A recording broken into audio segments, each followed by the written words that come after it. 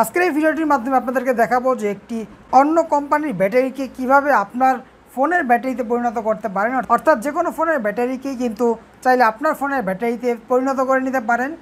তো দেখতে পাচ্ছেন আমার হাতে আসলে দুটি ব্যাটারি রয়েছে, একটি নোকিয়া এবং একটি আসুস। তো নোকিয়া ব্র্যান্ডের যে ব্যাটারিটি এটি হচ্ছে কি একদমই নতুন, এবং আসুস ব্র্যান্ডের যে ব্যাটারিটি সেটি হচ্ছে কি পুরনো ব্যাটারি, অর্থাৎ নষ্ট হয়ে গিয়েছে বা ব্যাটারিটি ফুলে গিয়েছে। আর আমি দোকান থেকে কেনার সময় আসলে দেখে নিয়েছিলাম ব্যাটারির সাইজ এবং মোটার ব্যাপারটি, সম্পূর্ণ জিনিসগুলো আমি লক্ষ্য করে কিনেছিলাম। তো আপনারা এই বিষয়টি লক্ষ্য রাখবেন, যদি সেম কোম্পানির ব্যাটারি না পান সেক্ষেত্রে ওই মাপেরই বা ওই সাইজেরই অন্য যে কোনো ব্যাটারি কিন্তু আপনারা চাইলে কিনে নিতে পারেন, এবং সার্কিটটি শুধুমাত্র পরিবর্তন করার মাধ্যমে আপনার ফোনের ব্যাটারিকে পরিবর্তন করে নিতে পারবেন, যেমনটা এখন আমি আপনাদের সঙ্গে শেয়ার করব। অর্থাৎ আমার এই আসুস ব্র্যান্ডের থেকে দেখতে পাচ্ছেন সার্কিটটি আমি তুলে নিচ্ছি। আর এই সার্কিটটি খোলার পরই আমি আসলে নোকিয়ার ব্যাটারি সার্কিটটি খুলে ফেলবো। নোকিয়ার সার্কিটটি আমার একদমই প্রয়োজন নেই, কারণ এটি শুধুমাত্র নোকিয়া ফোনের জন্যই প্রযোজ্য। আর যেহেতু আমার এটি হচ্ছে আসুস ফোন, সেক্ষেত্রে আমার এই সার্কিটটি নোকিয়া ব্যাটারির সঙ্গে কানেকশন করতে হবে। তো তার আগে আমি আসুস ব্র্যান্ডের সার্কিটটি খুলে নিচ্ছি।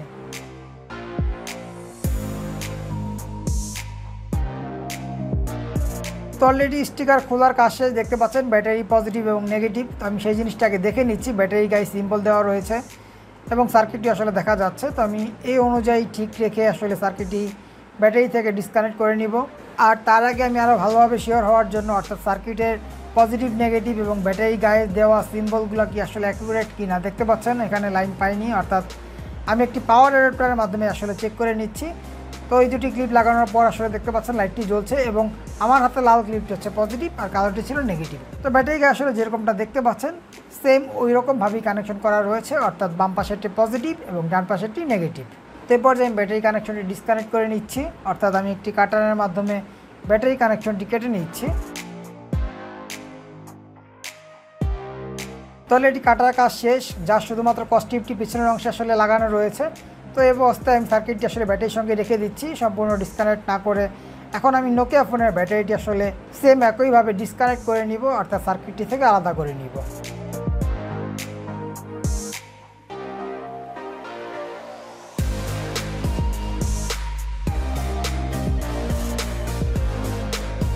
তো ফাইনালি দেখতে পাচ্ছেন এই নোকিয়া ব্যাটারি থেকে সার্কিটটি সম্পূর্ণ আলাদা করে নিয়েছি। এই সার্কিট আসলে আমার কোনো প্রয়োজনই নেই, যার প্রেক্ষিতে আমি সার্কিটটি আসলে ফেলে দিব। এরপর যে আমি আসলে এই নোকিয়ার ব্যাটারিটির পজিটিভ এবং নেগেটিভ আমি আমার পাওয়ার অ্যাডাপ্টারটির মাধ্যমে আসলে চেক করে নিব।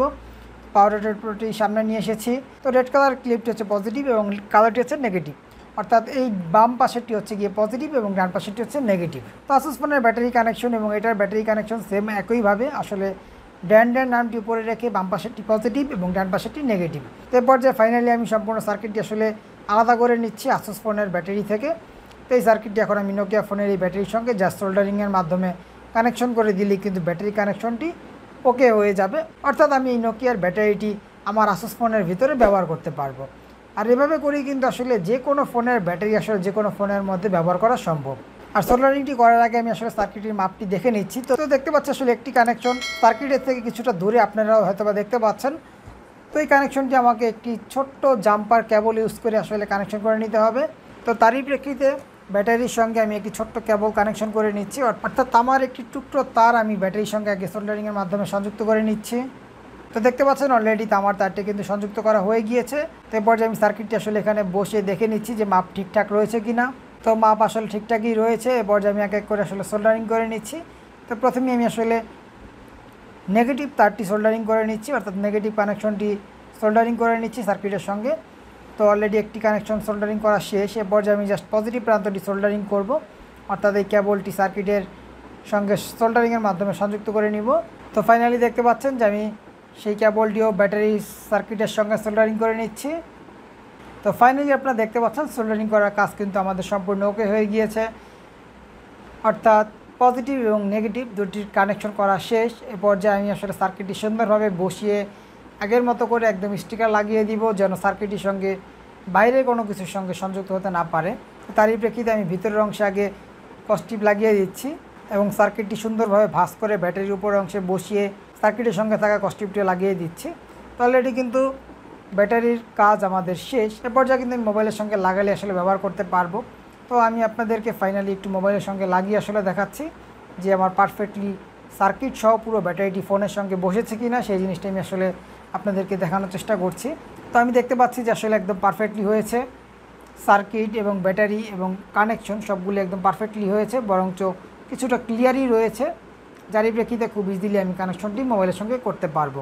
আর এই মোবাইল ফোনের ব্যাটারিটি আসলে সম্পূর্ণ আমি কিভাবে চেঞ্জ করেছি বা কিভাবে চেঞ্জ করতে হয় একটি ফোনের ব্যাটারি A to Z ভিডিওটি আপনারা নেক্সট ভিডিওর মাধ্যমে পেয়ে যাবেন। অর্থাৎ এই ফোনটি কীভাবে আমি পার্ট বাই পার্ট খুলেছিলাম এবং ব্যাটারিটি লাগানোর পর আসলে আমার ফোনটি চালু হয়েছিল কিনা বা ফোনটি চলেছিল কিনা, সেই পর্বটি দেখতে চাইলে অবশ্যই চ্যানেলটিকে সাবস্ক্রাইব করে চ্যানেলটির সঙ্গেই থাকবেন, কারণ নেক্সট ভিডিওর মাধ্যমে আমি আসলে এই সম্পূর্ণ ফোনের ভিডিওটি দিব।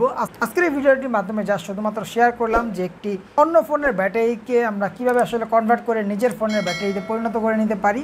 আর নেক্সট ভিডিওর মাধ্যমে সম্পূর্ণ বিষয়টি আপনারা দেখতে পাবেন যে একটি ফোনের ব্যাটারি আমরা আসলে A to Z কীভাবে চেঞ্জ করতে পারি এবং ফোন খোলার ক্ষেত্রে বা লাগানোর ক্ষেত্রে আমরা আসলে কী কী বিষয়ে সতর্ক থাকতে পারি। তো আজকের এই ভিডিওটি এখানেই শেষ করব। ভিডিওটি ভালো লাগে থাকলে অবশ্যই লাইক দিয়ে দিবেন, আর চ্যানেলে যদি নতুন হয়ে থাকেন সেক্ষেত্রে অবশ্যই সাবস্ক্রাইব করে চ্যানেলটির সঙ্গেই থাকবেন। তো পরবর্তী ভিডিও দেখার আমন্ত্রণ জানিয়ে আজকের এই ভিডিওটি এখানে শেষ করছি। ভালো থাকবেন সবাই, আল্লাহ হাফেজ।